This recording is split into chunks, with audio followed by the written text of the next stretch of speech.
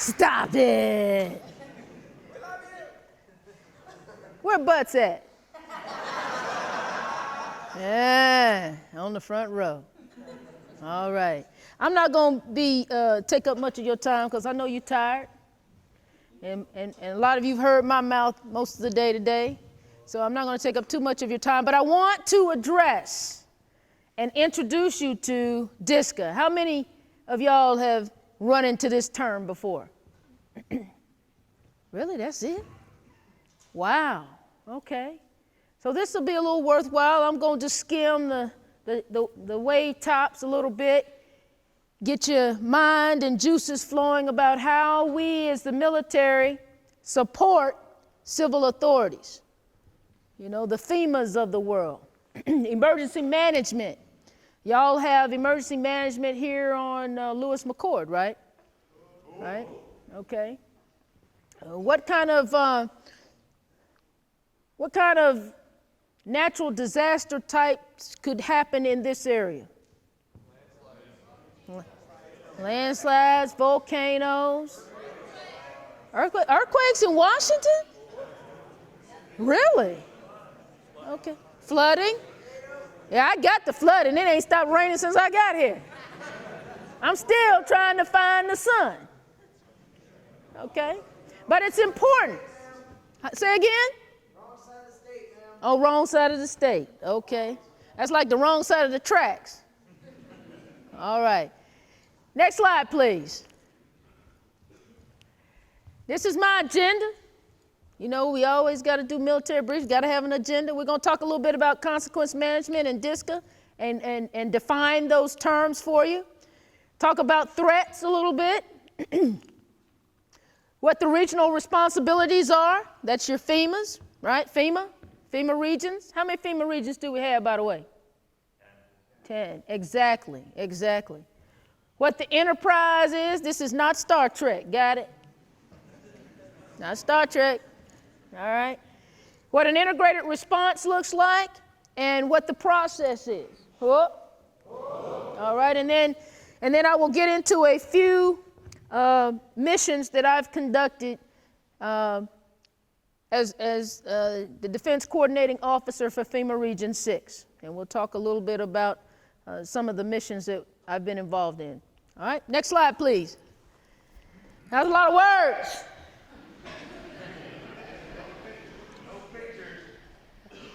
You heard me today, didn't you? Yeah. A lot of words. Y'all know I'm not going to read that, right? But read consequence management for me. Consequence management means measures taken to restore essential operations and services in a permissive environment. It includes measures to protect public health and safety, restore essential government services, and provide emergency relief to governments, businesses, and individuals affected by the consequences of terrorism. For consequence management at the national level, the primary authority rests with the states to respond to the federal government to provide assistance as necessary. Ooh, you didn't even take a breath in that. That's all right. So what's the bottom line? What's the bottom line? Don't make me come out there and get you. Somebody stand up and tell me what the bottom line is. Oh, I'm going to have to come. Say what now? Provide support. Who? What's your name? Specialist? Morris. Flores. All right.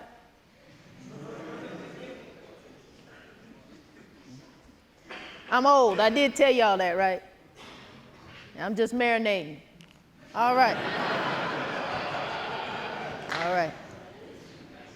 DSCA. Okay, who gonna talk to me? Who gonna read DSCA for me? Who? DSCA, Defense Support of Civil Authorities, is support provided by federal military forces, Department of Defense civilians, DoD contract personnel, DoD component assets, and National Guard forces when the Secretary of Defense, in coordination with the governors of the affected states, elects and requests to use those forces in Title 32 United States Code status or when federalized. In response to requests for assistance from civil authorities for domestic emergencies,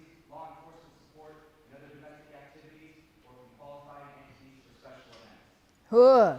What's the bottom line for that? Somebody else stand up and tell me what the bottom line that is.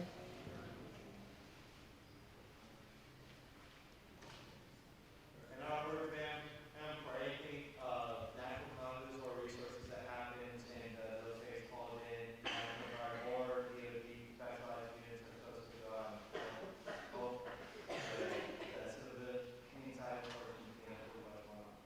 Huh. That's awesome. What's your name? Specialist Snow, man. Specialist Snow. Yes, ma'am. Let it snow. Boys to men, hood. All right. All right, yes. So you have consequence management and you have DISCA. And that's what we're going to be talking a little bit about this evening. Next slide, please. Let's talk about the Sea Bernie threat scale. This up here, the most dangerous, right? But least likely. And why do I say that? Why is an improvised nuclear device or anything nuclear the most dangerous? Well, right? It takes out it's disastrous effect, right? Right? Disastrous effect when we're using nuclear weapons. What about most likely down here? Gas refinery accidents. We had one of those a couple of years ago in Texas, right? Train and truck transport. Why is that such a big deal? Easy targets. They're easy targets. That's one. Huh? Okay, you don't. All right. Now we're getting to it, right? How many trucks are running up and down I-5 every day? Right? One of those bad boys turns over, has an accident. A chlorine truck explodes or leaks. Those are things that happen every day across this country, right? And then you got everything in the middle here. What's going on with bacterial pathogens and toxins right now? Ebola. Exactly. All right? So what we have are natural outbreaks, biological warfare agents. I know the BIDS company isn't here, but that's their responsibility right there, huh? All right? So, what about weaponized chemical agents? How many people have watched some of those movies that come on where folks are walking through and they're spraying stuff? Just a regular sprayer, like you have in your garden, right? Just spraying stuff, you know. I'm just walking around spraying stuff, right? Easy to disseminate. Very dangerous. That's why it's up here on the most dangerous scale. Nerve agents and blister agents. Where are my Sea Burn folks? Talk to me about it. What's happening there? Why is that considered most dangerous? They'll kill you.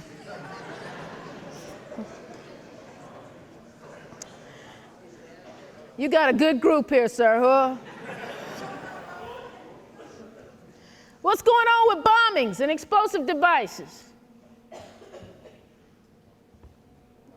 Easy to do, right? Oklahoma City. Right? Just a little fertilizer, some fuel, and the intent to do it. Next slide, please. Areas of responsibility. These are our 10 FEMA regions. Where y'all at? Right there. So Seattle is where the FEMA headquarters for FEMA Region 10 sits. All right? Now, Puerto Rico, the Virgin Islands, and the Bahamas,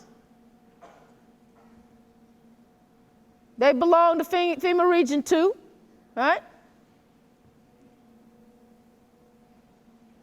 Hawaii, Guam, American Samoa,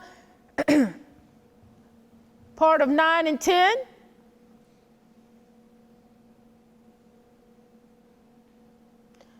I was responsible for FEMA Region 6. It's the Gulf of Mexico, right? What happened there? All right, we're going to get to that in a minute. Next slide, please. Okay. This is the Seaburn Enterprise. This side of this chart is all who? The state, National Guard, right? CSTs, SURF-Ps, and the HERF, which is relatively new, came out about 3 or 4 years ago. Each FEMA region has one. Okay? So we're looking at 5,660 folks in the HERF, because there are 566, there are 10 regions, right? The SURF-Ps, 17 of them bad boys. And then the CSTs, 57 of them. This piece right here, the DSURF,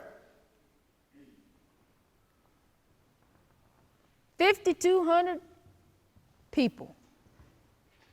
Now think about this, because we're going to get to this in a little bit when I talk about Texas and what we were doing down there. You already have a HERF, a SURF-P, and a CST working in an area. It's too big for those entities to get under control by themselves. So then we bring in the federal piece, right here. What governor wants an additional 5,200 people in their state?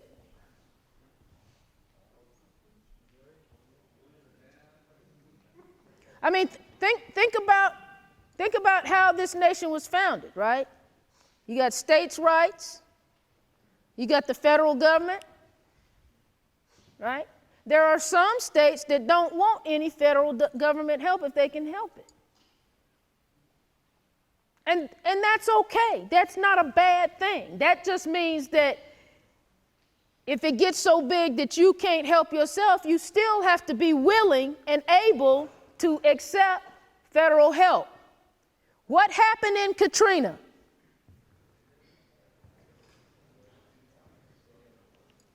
Stand up and talk to me. The state got overpowered. Overpowered. Explain what do you mean by overpowered. Meaning that there was a large enough incident that almost required some additional federal assets. Okay, exactly. But what has to happen? What has to happen within that state before federal forces can come in? Say again? Woo! Who has to request it? So what happened in Katrina? And everybody blamed President Bush for not doing anything or waiting so late. Wasn't his fault. Wasn't his fault.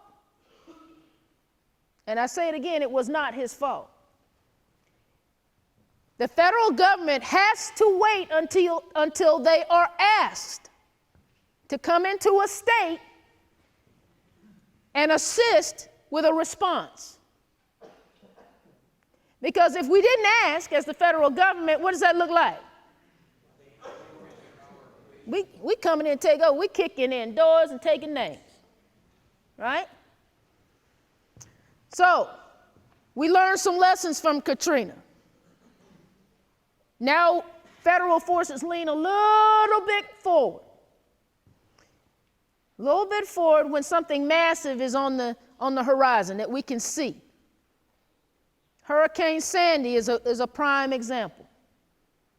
Hurricane that went up the East Coast, hit New York, New Jersey, right? That was what, last year?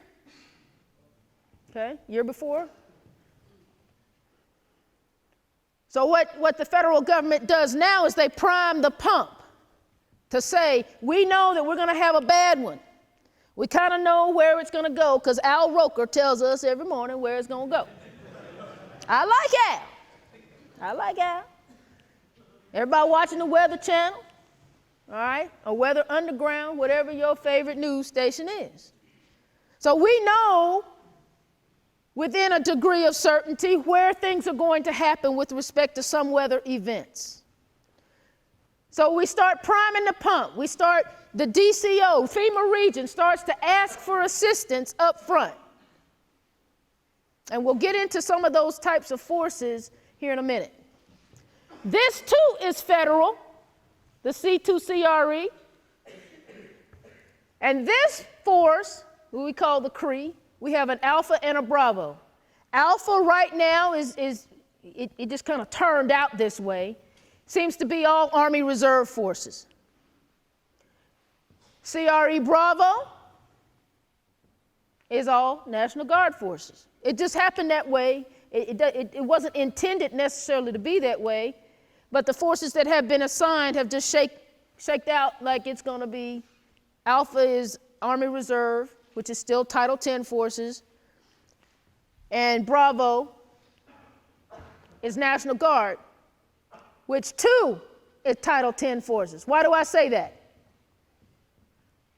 Why are the National Guard forces in this piece Title 10 and this piece over here Title 32 or state active duty? Why is that? Okay, so this over here is activated by who? The state, the governor. This over here is activated by who? The president. All right, excellent, excellent, excellent. Next slide, please. Now, this is a scenario. This is kind of how it works. An integrated response. The big boom happens. Something's going on in the city, downtown. The CSTs usually, they're the smaller force. They respond within a couple of hours, right? 6 hours, right? The surf Ps come in behind them. They're an 18-hour force. And then the HERF. That is all of the state response right there. If the state can't handle it, if it's bigger than those three entities, who we going to next? Who? The federal response, right? The DSURF. Now, the DSURF is made up of how many forces did I say? 50? Right, 5,200. And they are all over the nation. They're not in one spot where everybody can just load up their trucks and get to rolling. They are all over the nation. They're active duty forces or reserve forces that fill a particular billet. Does the whole DSURF have to respond? It depends on what's going on. It depends on what this smoke means right here. Is it a chemical thing? Is it a biological thing? Then we want those CBRN units, right? We may need some CBRN units that give us an opportunity to do some decon, right? We've got folks that go in. We also have recon assets that can assist the CSTs. So we're coming in within 72 hours for the first group, DSURF Force Package 1, and then they deploy as needed. Now, once you get on the ground, who's in charge? Is it me? Is Colonel Dillard in charge when I get on the ground here? Who does the scene belong to? The who? Incident commander. And an incident commander may be who? A fire chief, could be a police guy, a cop. Depends on who got there first. And then internally, they're doing their own thing. But when we hit the ground as units answering the call for a specific asset or a specific capability, we're going to report to the incident commander.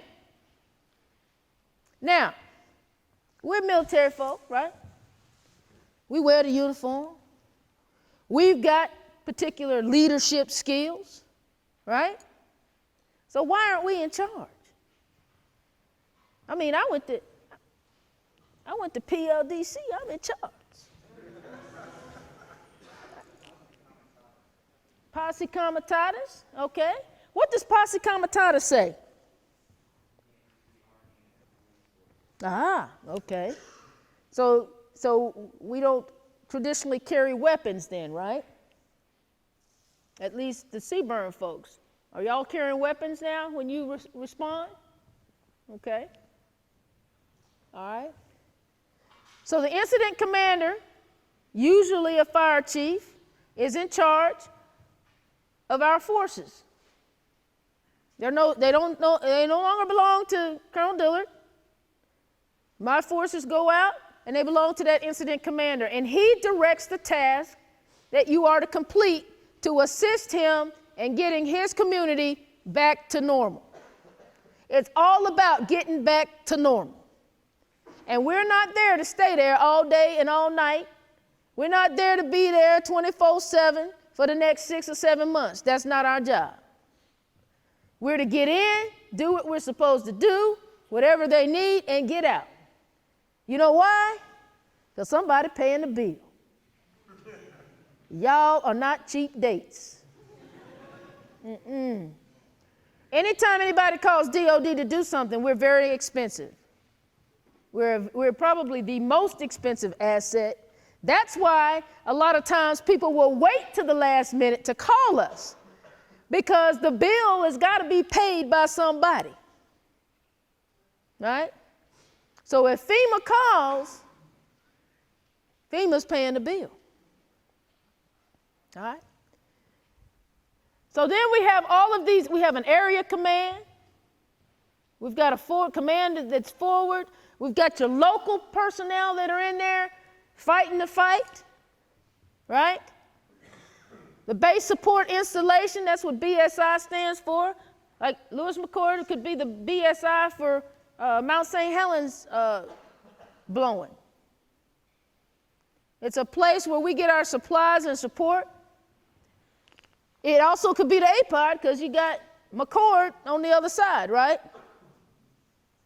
Flights coming in and out, bringing forces and troops, supplies. The APOD and the BSI are very, very important. Because what don't you want to do when you answer the call of an emergency in the nation? You don't want to move into a city or a town. They're already having problems. You don't want to mooch off of them. So we have to bring our own stuff to the fight, because frankly, they don't have anything to feed you with. They don't have anything to help get you the supplies you need. They don't have the water that you need. They don't have the ice that you need. You have to bring that with you. That's what the BSI is for. So that we're not disturbing the already disastered area by laying in another 5,000 troops on top of that. There's no way they could take care of us, because they're not even taking care of their own citizens at that point. Understand? Okay. Next slide, please. Now, this is how we get things done in Washington. You see all them lines going everywhere, right? Here we got the disaster site. I'm not sure there'll be anything to respond to for that site. Yeah, that's probably not the right picture to put up. Yeah, because after that, there ain't nothing to respond to. But it serves the purpose. So the state, the governor, he says, whoa, we've had something going on over here. All of the firefighters and cops and everybody running to the scene. Boom. They realize it's too big. We can't handle it on our own. So we start requesting our mutual aid. Now the National Guard has what we call EMACs, mutual aid. I'm calling over to the next state. So Nevada, what you got to help a sister out with this thing here? California, what you got to help me out? Sometimes aid comes from on the East Coast because they may have a particular helicopter or a particular crane that can help do that. How many of you, after a winter storm, and I'm not familiar with the weather in this area, but you've seen on TV, I'm sure, through the Midwest, ice storm come through, boom, wipe out all kinds of electrical so that folks are freezing. What gets on the road? Where my Fulton County sister at? What happens with Georgia Power with major disasters? Like if they're going to go help, what do? Georgia Power, during Hurricane Sandy, you get on the highway and you see this long line of Georgia Power trucks. They are trucking it. They are booking up the road because they're going to help. These agreements, these mutual aid agreements. I'm familiar with Georgia Power because I have a home in Georgia. And being a DCO, I recognize when I see a storm going to hit, I say, oh, all of a sudden you see the Georgia Power trucks getting on the road, even before the storm hits, because they know that their services are going to be needed. Because the city that's been hit can't help themselves. It's just like reserve units, asking reserve units in this city to take care of themselves. If there's an engineer's unit in this city, can they really get in and clear debris? They can't.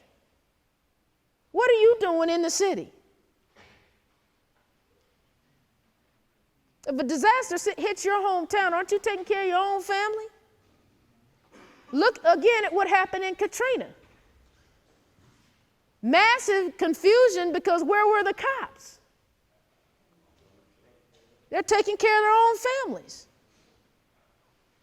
All right? So all of these requests for mutual aid, you start seeing Georgia Power moving that way. You got helicopters coming in from other states and other National Guard bureaus, other Joint Force headquarters. And it's still, it's too big. It's too big. So the governor says, you know what? I got to make that call. Who's he calling? Who's he calling? The president, who declares a federal emergency disaster. A presidential declaration. Now, why is that important? Say again? That's right. Then the state doesn't have to pay for a whole bunch of stuff. Now, they do have to pay for some things. But once there's a presidential disaster, a PDD declared, presidential disaster declaration, then that means federal monies will pour into the state to assist with the problem. Okay? That's really important. Because if my house got blown away in a hurricane, I want somebody to pay me to build it back. The state's not responsible for that. State Farm ain't gonna do it. Hey, I'm just being real. I'm just being real. You take a look at what happened after Hurricane Katrina. A lot of insurance companies left the state. The same with Florida. Why? If I'm paying my premiums, I want what's mine. I done paid you all this money over all these years. My house just blew away and you leaving the state. Why? That's right, the insurance. They're supposed to take care of me. But I'm only one of 1 million people. What happens to the insurance company? They go bankrupt. Because my premiums don't cover all of everybody else either, right? Just something to think about. That's why that PDD is important. Okay? So now FEMA done got involved. With FEMA, used to be its own branch. Used to have its own little thing up here. But they now fall under Homeland Security. okay? Federal Emergency Management Agency, FEMA. The current FEMA director, I just had his name on the tip of my tongue. It'll come back to me, because I've talked to him numerous times. But this 15 emergency support functions, that runs all the way from the Red Cross to the engineers. They have their own emergency support function. Who's in charge of the levees in New Orleans? The Corps of Engineers. Absolutely. Absolutely. All right? So this is the process. Now, how do we get involved? Well, the president done said, hey, we got a presidential disaster. It's too big. It's too big for the governor. It's too big for the mayor. I need to dispatch some forces. And there's a phone call over to the Department of Defense. The Department of Defense, FEMA talk, and they say, hey, we got a problem down in Texas. I need the defense coordinating element, FEMA Region 6, to hop to it. That's a team of 10 people, run by a colonel, a lieutenant colonel, and then you have a signal guy, you got an IT guy, you got a supply guy, you got some specialists in that team that can get some things done across the board. They took our trucks and all our vehicles and equipment, went on down to Houston to meet our 2 engineers. I took a flight out of Dallas and flew into Houston. I got there, they received me, they put this big tall thing in front of me on the table. I'm like, what's that? They started pulling all the parts of things apart, and I'm like, what is that thing? I'm looking at my engineer, and of course he knows I have no clue what I'm looking at. And he leans over and he says, that's the blowout preventer. Well, okay, I know what it is now. What does it do? It's the thing that was causing all the problem.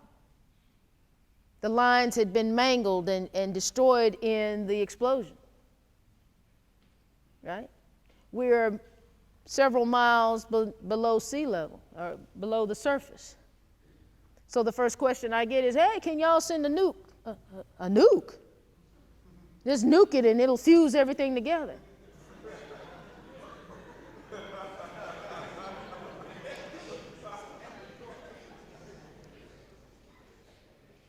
I said, is he serious?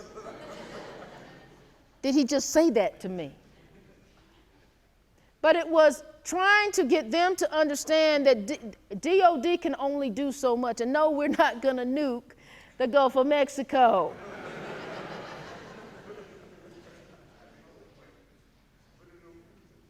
But those are the types of things, because we take desperate measures when we're desperate. Nobody knew that this was going to take. We finally got it plugged. I got there in April. I left in August. April to August, it took us to plug that leak. April, May, June, July, 5 months. Here's the thing about BP and that oil spill. A couple of key learning points. Industry doesn't do things like the Army, number one. Because one of my first questions, once I understood what was in front of me and what its purpose was, my first thing, because the first question they kept asking was, can you tell us what the pressure is down there? Well, the only way you can tell what the pressure is if you have a pressure gauge. So even me, in my lack of knowledge, even understood at that point that we had a major problem, because there were no pressure gauges on this piece of equipment. And that was the question. I said, well, where's the pressure gauge? Y'all asking me about pressure, where's the gauge? We don't have pressure gauges on this piece of equipment.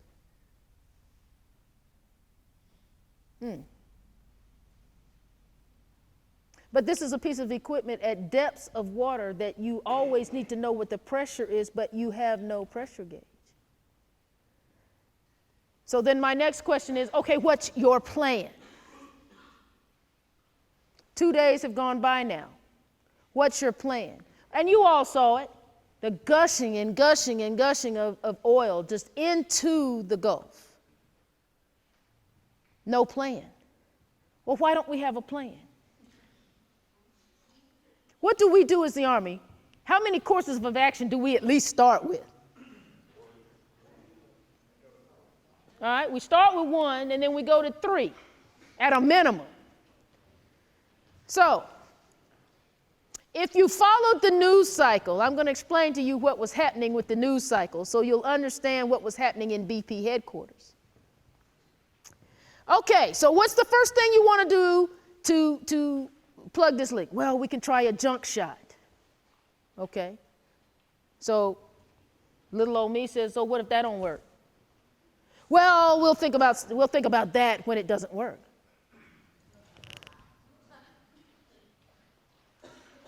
And I'm looking at, now we're not talking about dummies. These are engineers, people with degrees up to here.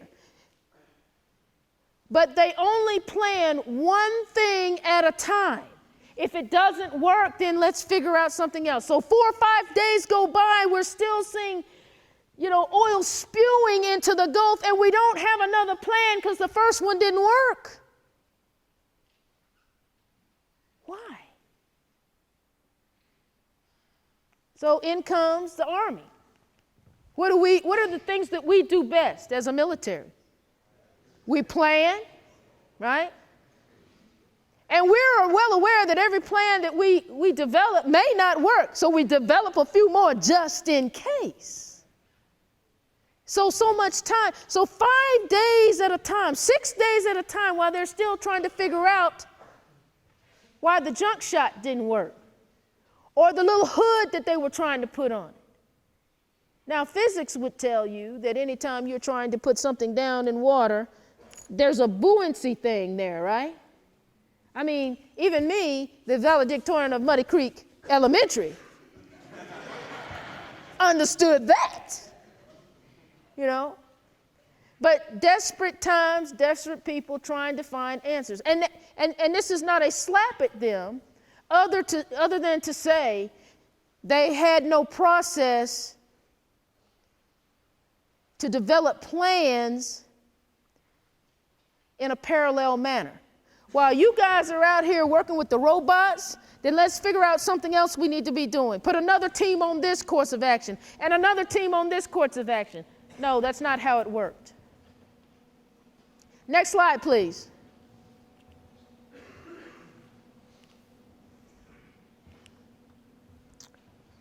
Deepwater Horizon well. A mess. A mess. Next slide, please. So this is what was going on. We had 1, 2, 3 leaks. We're so far down that humans can't go down that far, right? So we're trying to work with remotely operated vehicles, robots, to see what's going on, working arms remotely to see if we can plug things. Nothing worked. Nothing worked. 5 months. 5 months. Next slide, please. As the DCO for this event, because the Louisiana coast was the one that was affected the most, I became kind of the lead. We also had a DCO, DCE cell in Alabama, DCE and DCO Region 4, Alabama, Georgia, Florida. But because the Coast Guard were headquartered in New Orleans, I became the lead, the clearinghouse for any forces that were going into the Gulf. I was responsible for. This is what we had. Boom. Can you imagine getting a phone call in the middle of the night saying, Colonel Dillard, this is the Secretary of Defense's office. We need to get boom from Elmendorf in Alaska down to the Gulf. How are you going to do it?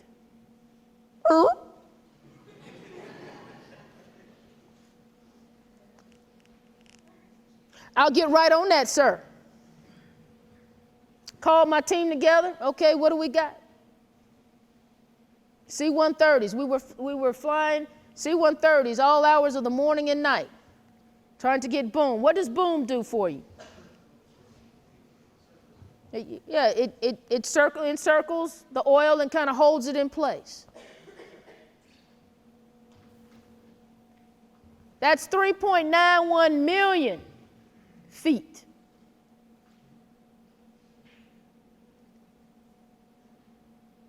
I had to bring boom in from Bahrain, all over the world. Boom comes in different sizes, different shapes. Some of it we couldn't use. The number of, look at how many vehicles or vessels we had in the Gulf. 6,000 skimmers, all kinds of vehicles trying to get oil out of the Gulf. It's a wonder we didn't have folks running into each other. Dispersants. This became a problem because the EPA said, and we were using a C-130 outfitted, they would fly the dispersant to break up. It's kind of like Dawn. You know, when you wash your dishes, you know, you have grease in your water and you put a drop of Dawn in there and it disperses. The EPA says, you're making people sick on land. Stop using the dispersant. So that was an opportunity where we couldn't use things that we had already in our kit bag to help, because the oil at this time is still flowing. It's getting into the marshes. Anybody here from Louisiana? What happened with our economy down there? Huh? You moved way before that. Okay. The economy changed because what were we doing? The oil killed the wildlife. Fish, you know, clams, oysters, all the things that we love, good food down there in New Orleans. My gumbo was affected. It's a bad thing. But then so were lives, because people lost jobs, factories closed, restaurants closed. See? Total oil recovered, 29.16 million gallons. We burned 9.9 million gallons. Now what happens when you burn oil? What's happening?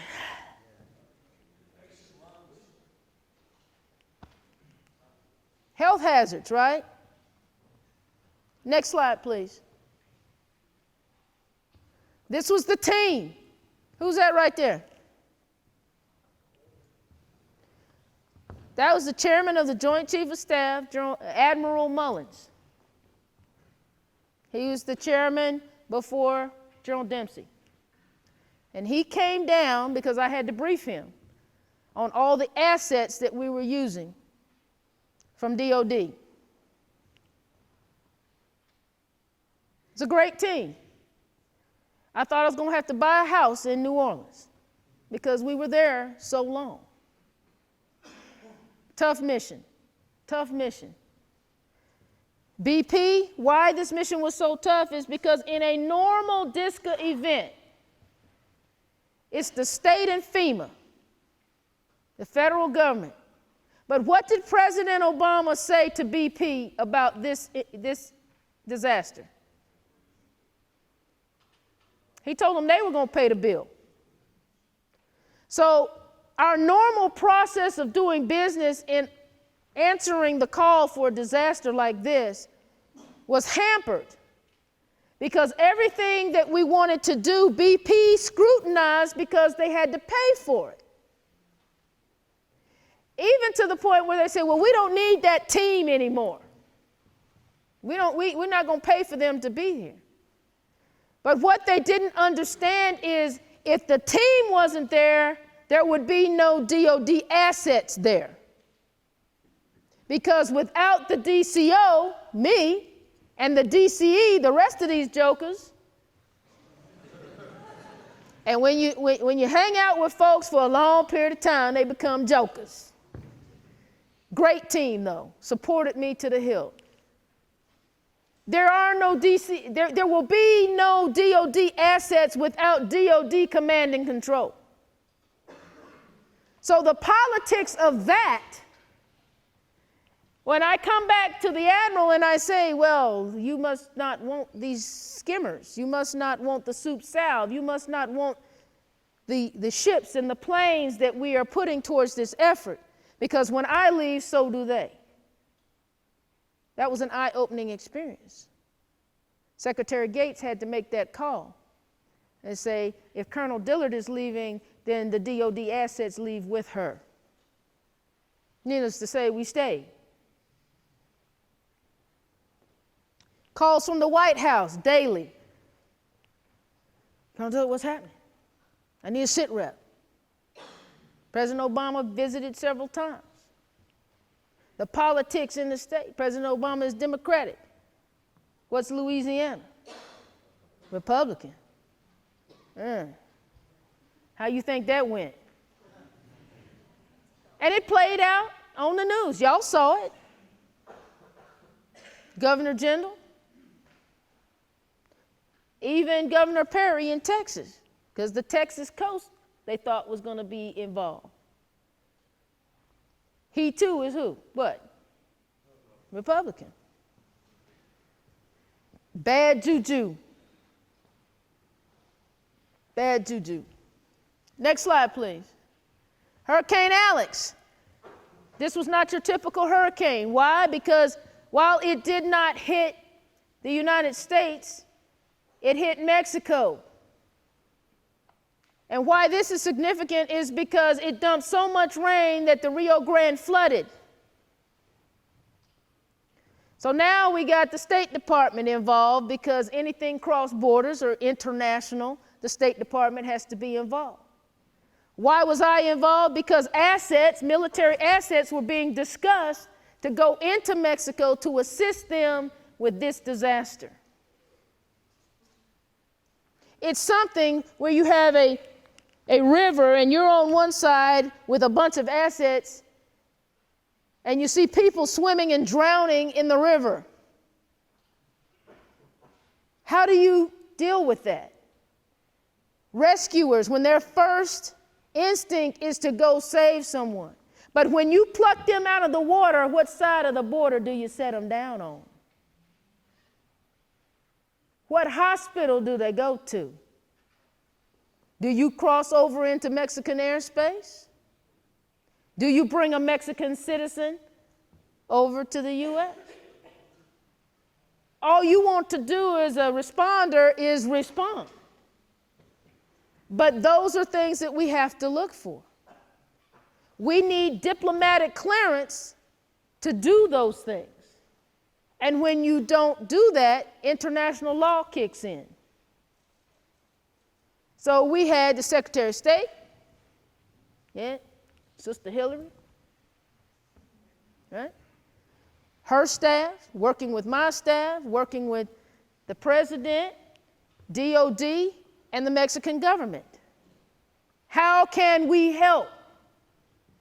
Now, if you're going into another country and they're asking for a lot of help, what does that say about the leadership of that country? What's the perception? They're weak. They can't do it. They can't take care of their own citizens. Now, we don't see it that way. We just want to help because we know people die. So there's a lot of posturing, a lot of, no, we're not going to accept your help. but we stood ready to help. Next slide, please. This was an interesting case because Hurricane Alex happened at the same time that I'm doing the oil spill. Now, how big did I tell you my team was? 10 people. So now I've got a hurricane approaching the Texas coast. We thank God that it just dropped a lot of rain, but it really hit Mexico. But again, I still had to be ready. I left the oil spill and I went to Austin, Texas, where we had set up our talk there, our headquarters there, and watched what Hurricane Alex was going to do. I left a crack team by this time. This is June. The oil spill's still spewing, isn't it?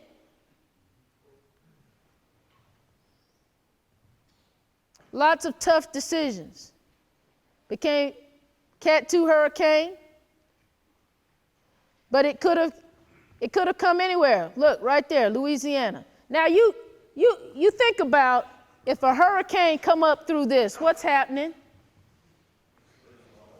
That oil is coming inland, and it is all over the place. That was our greatest fear, because then we have a serious hazmat disaster. Thank God it didn't happen that way. Next slide, please. This was the Mexico plan, USAID. You can see where we were set up. The Rio Grande, working with Mexican forces, going across. We had planes ready to go across, search helicopters. We just stood ready. We were just in a ready posture, because whenever the Mexican government said go, we didn't want to have to take the time to figure out what we were going to send. We needed to know what we were going to send at the very moment that we got the phone call. So we did a lot of staging. Next slide, please. This is all of the support that we were going to give them, should they need it. Hurricane actually came ashore right through here, and it kind of got stuck up here in the mountains, and it just continued to dump rain for days and days and days. So the Rio Grande just really flooded terribly. Okay. Next slide, please. Fukushima. Who knows what Fukushima is? Say again? Nuclear power plant. Why did it fail? So we had a couple of natural disasters happen, right? What caused the tsunami? That's right, 9.0 earthquake. Right? The tsunami from that earthquake was so huge that it took a sizable chunk out of the North ice polar cap. Unbelievable, the force of that tsunami. Next slide, please.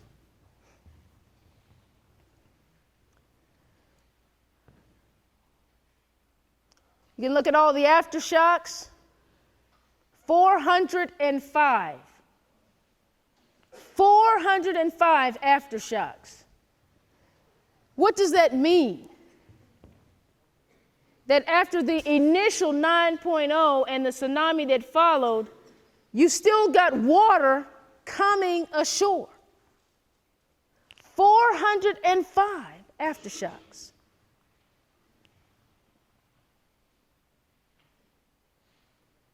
Unbelievable. Unbelievable. And then the power plant fails. Next slide.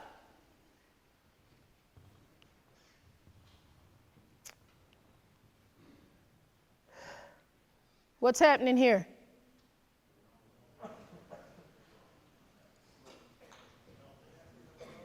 .349th, what's happening? Nuclear meltdown. What's being released in the air? Radiation, ash.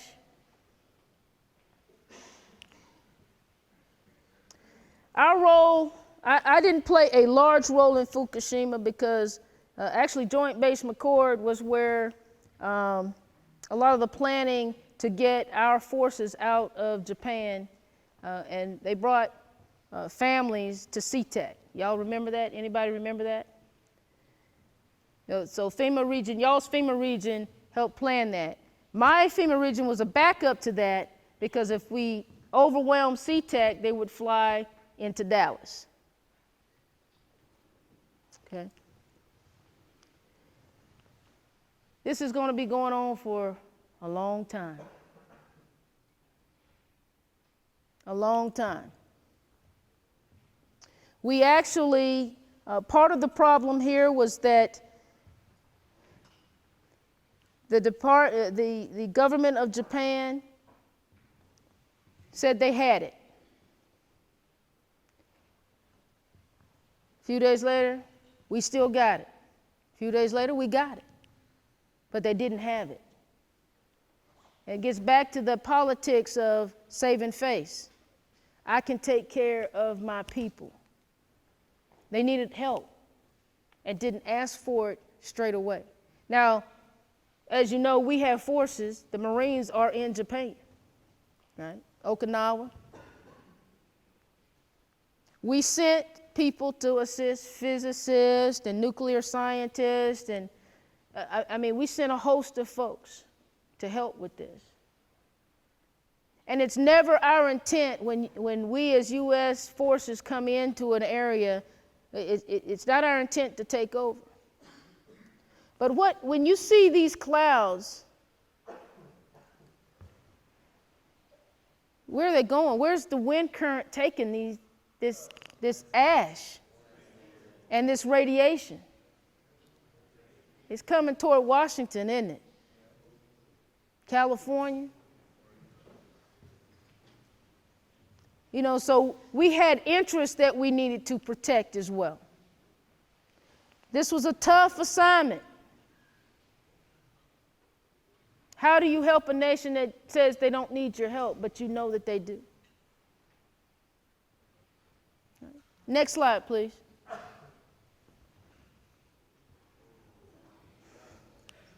With DISCA operations, it doesn't matter where you are, who you are, or what you're doing. You always have to expect, next slide, the unexpected. I've just scratched the surface just to give you an idea. This is a big mission. This is the #1 mission for the nation. Homeland defense, homeland security. Helping your brothers and sisters out there in the world when disaster strikes. This uniform brings peace and comfort. Take pride in it. And I talked to a lot of you all today about how you carry yourselves when you're in this uniform, as individuals, as professional soldiers. There is no better time to support your homeland when you're a soldier than when we are having or in the midst of a disaster. Because people look to this uniform for strength, And when they see the Army or DOD coming into a situation, it's like, thank God. That's something to be proud of. But these missions are hard missions because you're coming in behind a lot of death and destruction. And you have to hold it together to be able to help the ones that can't help themselves. We do a lot of these missions. Some of them are very small. Some of them are huge, like the Katrinas and Sandys and the oil spill. No mission is going to be the same. I showed you a process But once you learn how to do something in the state of Washington, you've learned how to do it for one state. All disasters and emergencies are local. Remember that. Remember that it could be your mother, your grandma, your grandpa, your kids. Approach it with that mindset, and I guarantee you, you will not fail. Huh?